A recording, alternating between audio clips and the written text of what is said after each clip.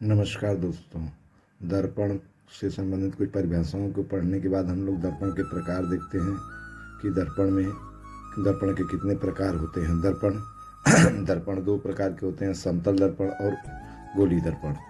अब इस गोली दर्पण भी दो प्रकार के, अवतल दर्पण और उत्तल दर्पण। तो पहले हम लोग देखते हैं समतल दर्पण। समतल दर्पण होता क्या है?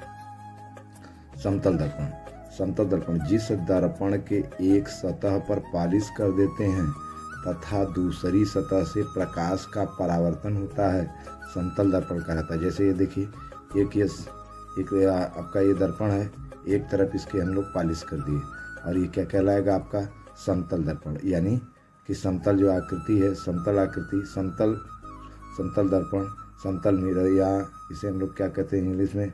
Simple mirror. तो समतल दर्पण में बनने वाले प्रतिबिंब को हम लोग देखते हैं कि कैसे बनता है। ये रहा आपका समतल दर्पण, ये रहा आपका समतल दर्पण। अब हम किसी वस्तु को इससे समतल दर्पण के आगे रखते हैं। ये आप मान लीजिए हमारी ए बी वस्तु है, ए बी वस्तु है। अब ये दर्पण पे जब यहाँ से प्रकाश दर्पण पे पड़ेगा, समानांतर पड़ेगा मुख्य अक्ष के, तो सीधा चला जाएगा इधर, और एक यहाँ से यहाँ पड़ेगा तो इसका प्रतिबिंब दर्पण के पीछे पड़ेगा, समतल दर्पण के पीछे बनता है, वो भी आभासी बनता है। और दर्पण के पीछे आभासी और वस्तु की लंबाई के बराबर। वस्तु की लंबाई जितनी होगी उतना ही बड़ा प्रतिबिंब।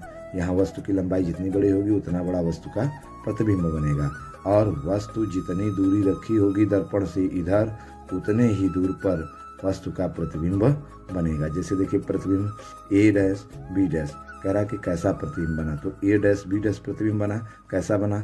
आभासी बना और सीधा बना। देखिए ये मुख्य अक्ष के जो ऊपर बनेगा वो सीधा, और नीचे जो बनेगा वो उल्टा। तो इधर बना है तो सीधा, फिर दर्पण के पीछे बनता है। दर्पण ये आप देख रहे हैं, दर्पण की ये आगे है, ये पीछे है। ये दर्पण के पीछे जिधर पॉलिश किए रहते हैं उधर क्या होता है? उधर पीछे होता है, जिधर पॉलिश नहीं उधर आगे होता है।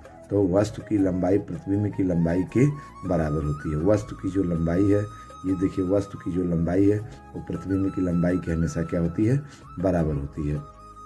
उसके बाद अगला पॉइंट है, कह रहा है कि वस्तु की दूरी भी बराबर होती है। जैसे वस्तु यहाँ से, ये दर्पण से अगर 5 मीटर की दूरी पर रखी है तो प्रतिबिंब भी 5 मीटर इधर दर्पण के पीछे 5 मीटर पर बनेगा। That's all. अगर वीडियो अच्छा लगा हो तो लाइक एंड सब्सक्राइब करें। धन्यवाद।